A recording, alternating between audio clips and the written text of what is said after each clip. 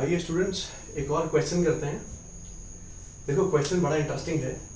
For a reaction, कोई reaction दिया है A + 2B gives C, the moles of C formed, मतलब C के कितने मोल बन सकते हैं bye starting the reaction with 5 moles of A। अगर हम रिएक्शन को शुरू करें 5 मोल A के साथ। अब बच्चों की गलती क्या होती है, बच्चे पहले ना ये 5 उठाकर यहाँ A के आगे लिख लेते हैं, यहाँ 5। ये गलत है यार बेटे।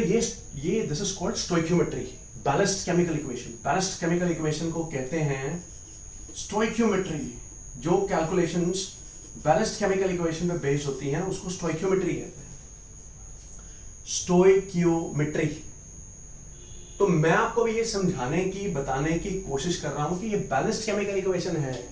ये हमें सिर्फ इतना ज्ञान दे रही है कि जब जब A का 1 मोल रिएक्ट करता है B के डबल मोल 2 मोल रिएक्ट करते हैं। ऐसा नहीं है कि रिएक्शन इस 1 मोल A और 2 मोल B के बीच में हो रहा है, ऐसा नहीं है। असल में वो जो रिएक्शन करवा रहा है वो 5 मोल A के बीच में और 8 मोल B के बीच में करवा रहा है रिएक्शन, और फिर पूछ रहा है कि बताओ जी C कितना बनेगा। तो मैं आपको बार बार बोल रहा हूं कि ये 5 उठाकर आपने A के आगे नहीं लिख देना। नो, बैलेंस्ड केमिकल इक्वेशन को टच नहीं करना, ठीक है। इसको इरेज कर रहा हूं मैं, ध्यान से देखिए ना। ये लिखा हुआ है A + 2B gives C। A के 5 मोल हैं, B के 8 मोल हैं, ठीक है। अब आप ये देखिए कि B इधर लिखा, A यहां लिखा मैंने। B के जब जब 2 मोल रिएक्ट करते हैं, B के जब जब 2 मोल रिएक्ट करते हैं, पहले बैलेंस्ड केमिकल इक्वेशन की तरफ ध्यान देना है, ठीक है। B के जब जब 2 मोल रिएक्ट करते हैं बेटे A का 1 मोल रिएक्ट करता है, राइट। हमारे पास B के मोल कितने पड़े हैं? 8।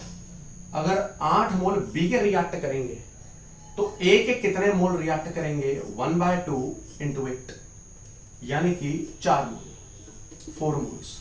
तो मैं आपको ये समझाने की, बताने की कोशिश कर रहा हूं कि अगर B के 8 मोल, पूरे के पूरे मोल्स रिएक्ट कर जाते हैं तो A के 4 मोल रिएक्ट करते हैं। अब A के हमारे पास मोल कितने हैं? 5 हैं। रिएक्ट कितने किए? 4 किए। बच कितने गए? 1 मोल बच गया। इसका मतलब हो गया 1 mole of A will be left.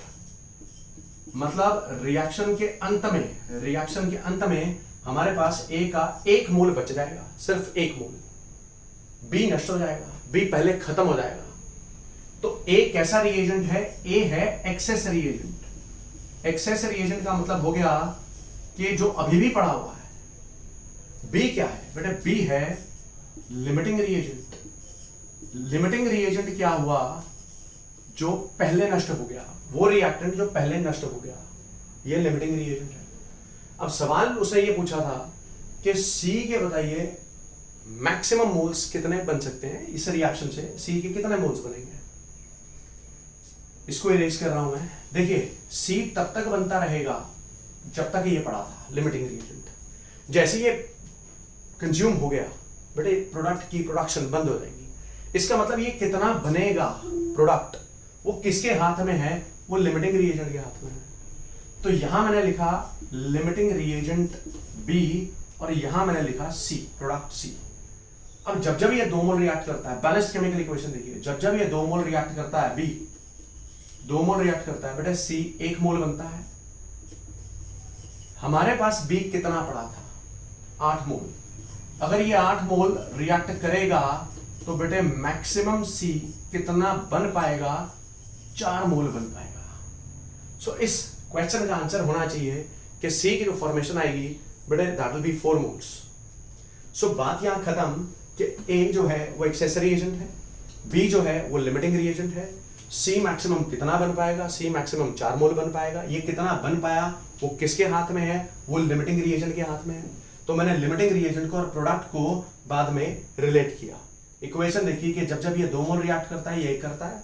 मेरे पास ये 8 मोल था, ये 8 मोल रिएक्ट करेगा तो C तो 4 मोल रिएक्ट करेगा, 4 मोल बनेगा। So maximum moles of C which can be formed by this reaction when you react 5 moles of A and 8 moles of B, answer would be 4 moles of C. I hope कि जो मैंने आपको बताया, समझाया, समझ आया होगा। Thank you.